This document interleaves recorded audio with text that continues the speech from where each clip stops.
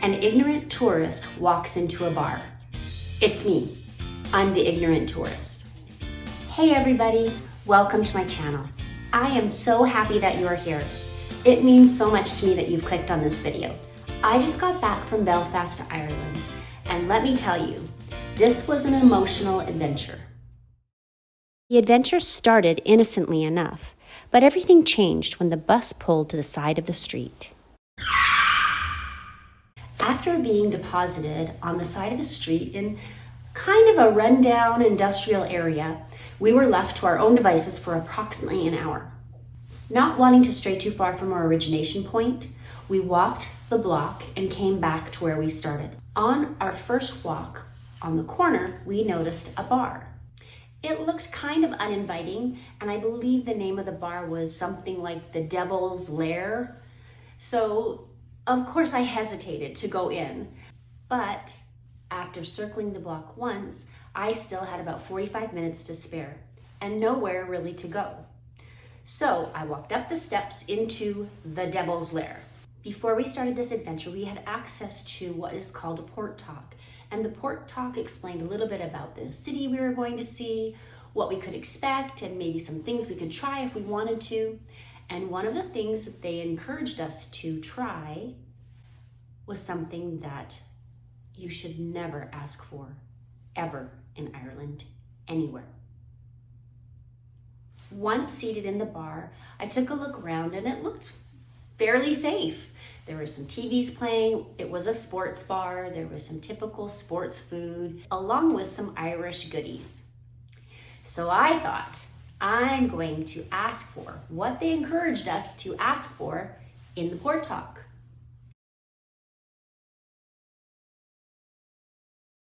The young fellow came up to our table and I asked for it. Yes, I did. I said, "Could I have a black and tan?" His face fell. His eyes darkened. And I thought, oh my gosh, what did I just do? So he quietly says under his breath, "We don't offer those here." And I said, okay, I'll just have a Guinness. He walked away and I felt so terrible. When he came back, I asked him, do you not have black and tans because you don't have the beers for it, or is it something else? And he said, it's just not politically correct. I apologized and we moved on. He was delightful. We sat in the bar for a while, enjoyed our drink, and our friends from the ship came inside and we waved at them. They came and sat by us and they perused the menu, and shifts had switched and now there was a young lady serving this table. So she came up to them and asked if they would like something to drink. And I saw the cogs turning in his mind. I knew that he had been at that same port talk that I had been at. I could tell from his indecisiveness what he was going to ask for. And I vehemently started whispering under my breath, don't do it, don't do it, don't do it. But he did it. He asked for a black and tan. She cheerfully said, we don't serve those here. And he said, no problem. Whatever you think is good, I'll try. So she brought him her favorite beer. Everything was cool. We got back on the bus a little wiser and headed to Belfast Castle. Belfast is the capital city of Northern Ireland and the second largest city in Ireland, with Dublin being the largest. Belfast has a population of 350,000 people, and the area surrounding Belfast has a population of approximately 675,000 people.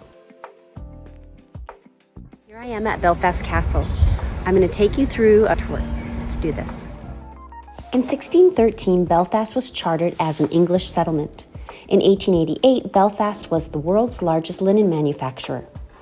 There is a legacy of conflict between Protestant and Catholic working class districts. And that statement itself oversimplifies things dramatically.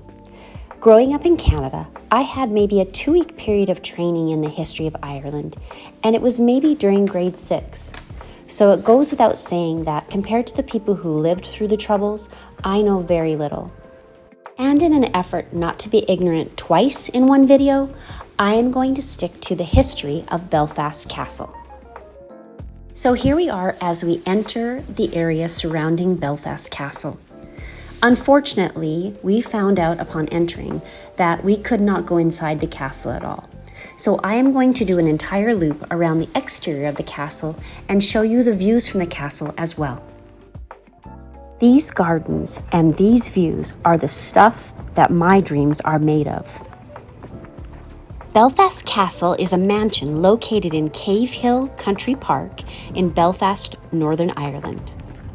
There have been several structures called Belfast Castle over the centuries, located on different sites. The current castle is a Victorian structure that was built between 1867 and 1870 on the slopes of Cave Hill.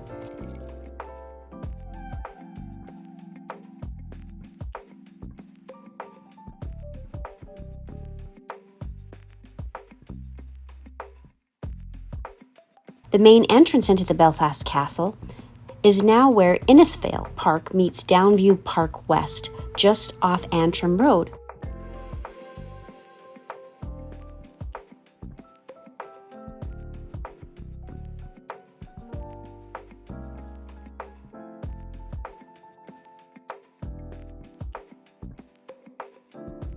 It's interesting to note that all earlier structures called Belfast Castle were on a completely different site and in a completely different area of Belfast from the current Belfast Castle. The castle has a long and rich history. I'm summarizing that all when I say that the castle and its surrounding domain was eventually gifted to the city of Belfast by Lord Shaftesbury in January of 1934.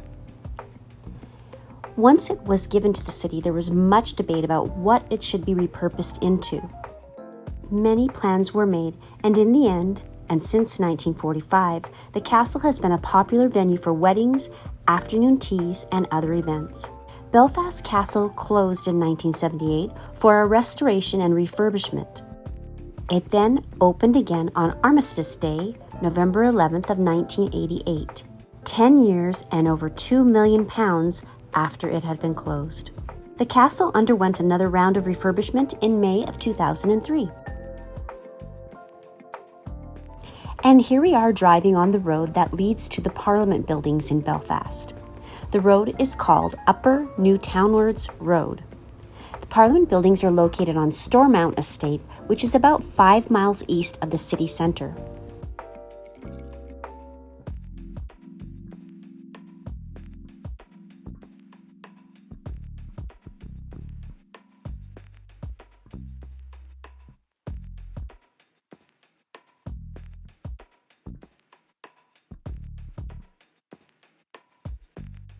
The main approach to the Parliament buildings, which we are on now, is along Prince of Wales Avenue, which is sometimes called the Royal Mile.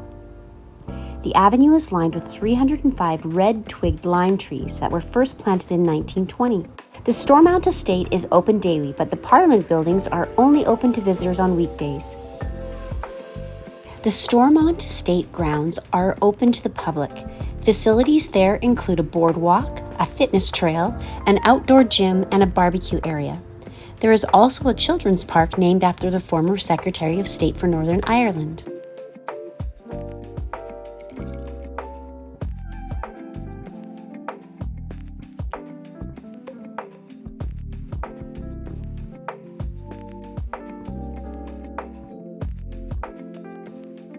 And as our tour comes to a close, I will leave you with what is known as the Beacon of Hope. This metal sculpture by Andy Scott is 19.5 meters high and is in Thanksgiving Square.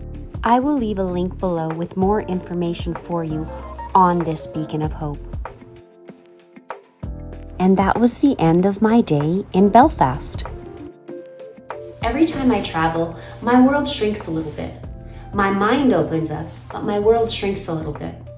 And I will always remember the look on the face of the young waiter at the Devil's Lair Thank you so much for watching this video. I hope you enjoyed it. If you did, please press the like button. And if you haven't already subscribed, please subscribe.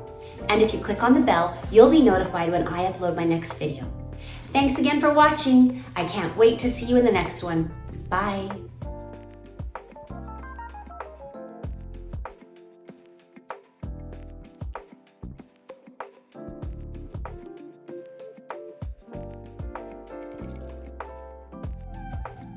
Hey everybody. Well, hey everybody. Never say this anywhere in Ireland.